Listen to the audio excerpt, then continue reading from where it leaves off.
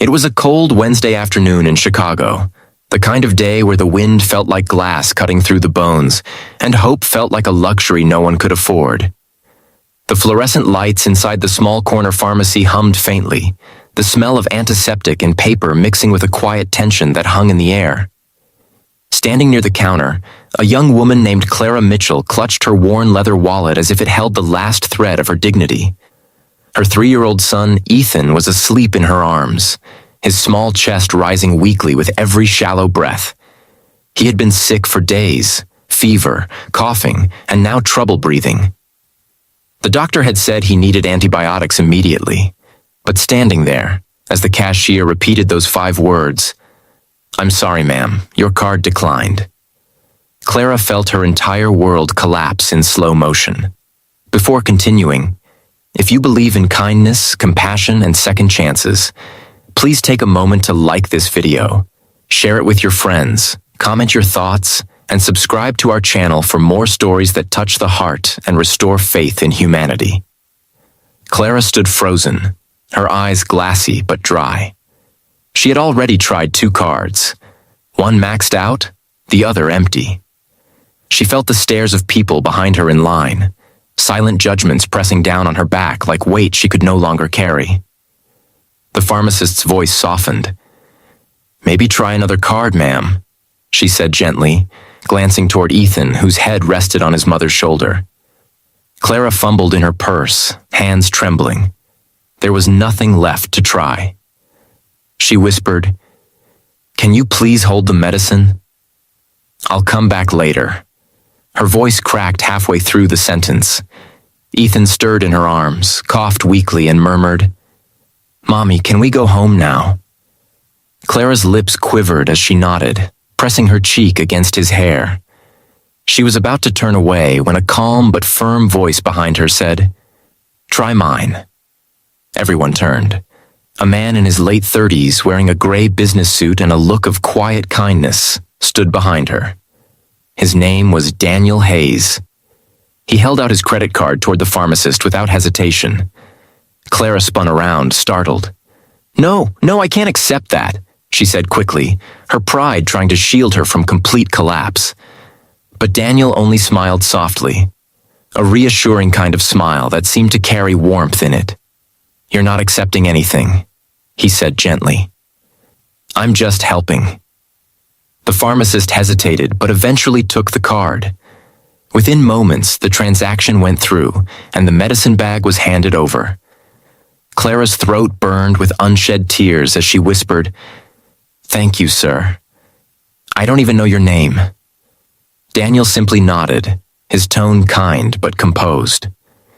"You don't have to. Just take care of your son." He gave her a small smile and walked away before she could say anything more. That night, as Clara sat beside Ethan's bed, watching him sleep peacefully for the first time in days, she thought about the stranger in the pharmacy. She didn't even know how to find him, but she prayed for him with all her heart. Life had been unforgiving to her lately. After losing her husband in a car accident 2 years earlier, she had been juggling 2 part-time jobs, one at a diner, one cleaning offices at night. Even then, the bills always seemed to grow faster than her paychecks. And yet, in that single moment at the pharmacy, someone's kindness had broken through the storm of her despair. Days turned into weeks, and Ethan slowly recovered. Clara managed to save a small amount each week, determined to repay the man who had helped her. She even went back to the pharmacy, asking the clerk if they knew the gentleman who had paid for her medicine, but all they remembered was his name on the receipt. Daniel Hayes. She tried searching online, but Chicago was a big city, too big for a woman like her with no connections. Then one rainy morning, as Clara rushed to work at the downtown diner, fate intervened again. She was wiping down tables when the doorbell chimed, and in walked a familiar face. It was Daniel. Dressed in his usual charcoal gray suit, he looked tired but composed, holding a briefcase and scanning the room as if searching for a quiet spot. Clara's heart skipped a beat. She hesitated for a moment before walking over. "Good morning, sir," she said, forcing a smile, though her hands trembled slightly. He looked up, his eyes widening in recognition.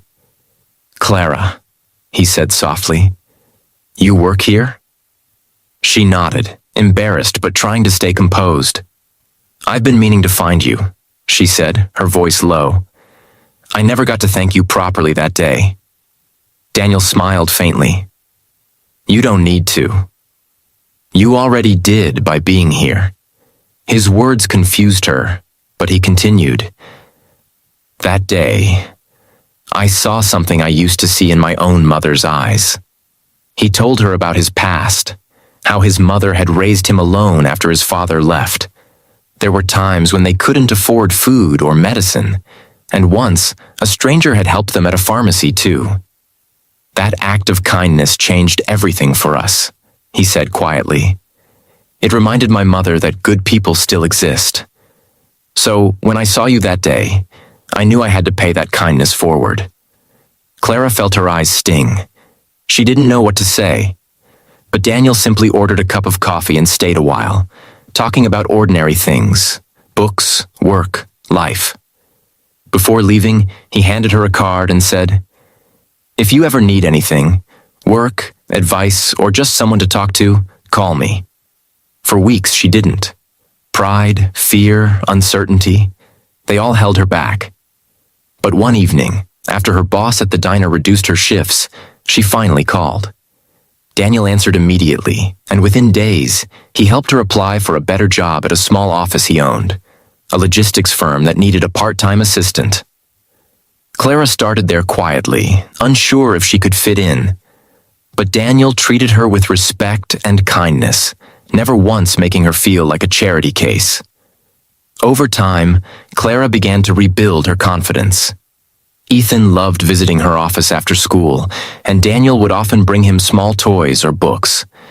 Slowly, Clara realized something she hadn't felt in a long time: stability. Months passed, and one December evening, as snow dusted the city in white silence, Daniel invited Clara and Ethan to the company Christmas dinner. She hesitated at first, feeling out of place among executives and their polished partners, but Daniel reassured her with that same warm smile. You belong here, he said simply. At the dinner, while everyone laughed and celebrated, Daniel raised a toast. I want to thank someone special tonight, he said, his eyes finding Clara across the table. Because sometimes, the people we help end up teaching us what true strength looks like. Clara felt her throat tighten. The room blurred slightly as she smiled through tears. After the event, as they stood by the window overlooking the snowy streets, Daniel turned to her. You know, Clara, he said softly, when I saw you that day at the pharmacy, I thought I was helping someone in need. But the truth is, you helped me remember what purpose feels like. She looked at him, speechless, and for the first time in years, she didn't feel broken. She felt seen. That winter marked a new beginning for both of them. Daniel's kindness didn't stop at that one moment.